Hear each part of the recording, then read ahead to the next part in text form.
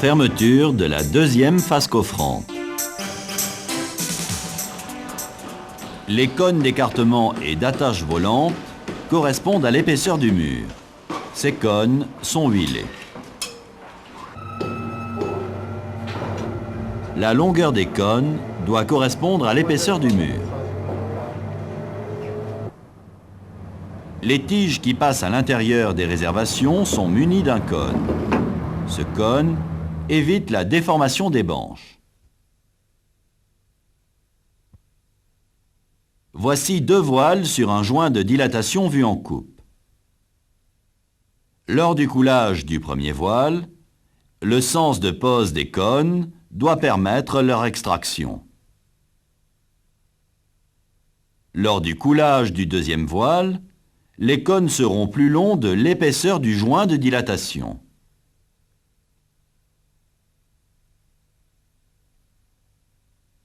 Dans ce cas, les cônes sont graissés.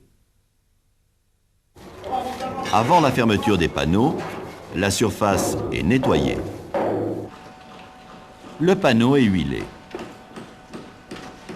L'ouvrier porte les équipements de protection. La fermeture se fait en deux phases. Dans la première phase, la face coffrante est approchée. Le pied du panneau touche la bout de voile et les talonnettes. Le panneau est réglé d'aplomb.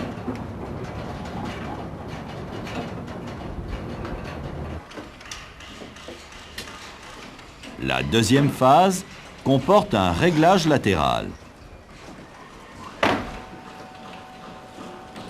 Voici des banches qui sont décalées latéralement. Les trous ne sont pas en face. Les tiges de serrage ne passent pas.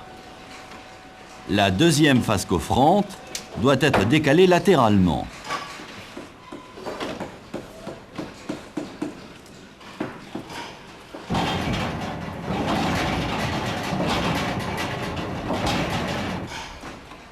La deuxième face coffrante est trop haute. Les trous ne sont pas en face. La deuxième face coffrante est mise au même niveau.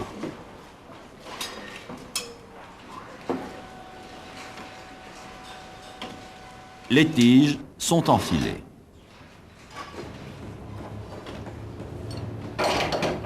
L'ordre de serrage est effectué méthodiquement.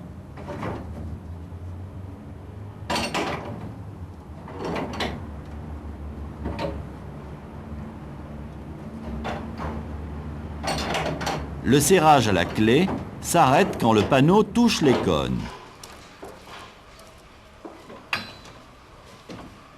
Un contrôle visuel permet de s'assurer que tous les cônes sont en contact avec les faces coffrantes.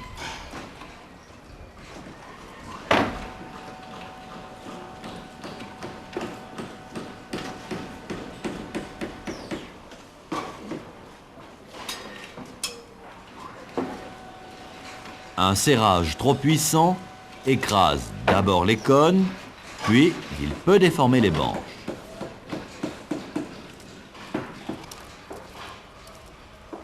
L'aplomb et l'alignement sont toujours réglés sur la première face coffrante. Chaque extrémité est plombée.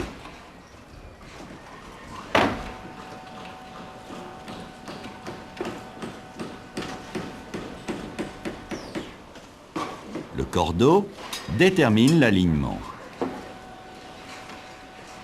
Tous les vérins intermédiaires touchent le sol.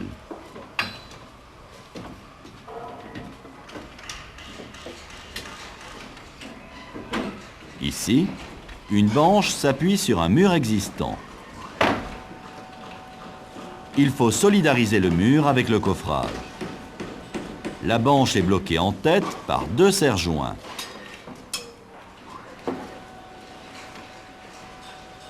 Deux étais bloquent la banche au pied.